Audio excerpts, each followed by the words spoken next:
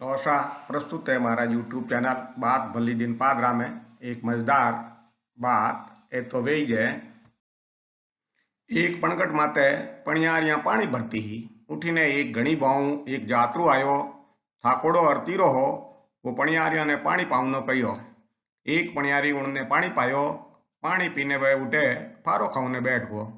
बैठो बैठो वो एक पणियारी ने पूछ लियो कि भाइयों थे किण जातरी हो। वा पणियारी जवाब तो कोनी दियो पण पाड़े उभी पणियारियां आपस में खुसर खुसर करण लागी।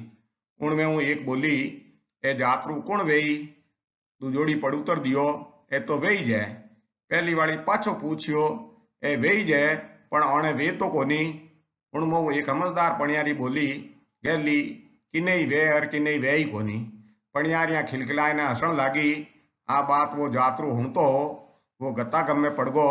ए पणियारियां मारा बारा में कई केवे ए तो वे ही जै ओणे वे तो कोनी और किने वे और किने वे ही कोनी।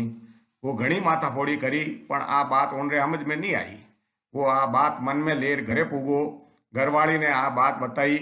घरवाली समझदार ही पूरी बात पूछी तो ठा पड़ी कि वो पणियारियों सु पानी पियो पछे जात पूछी।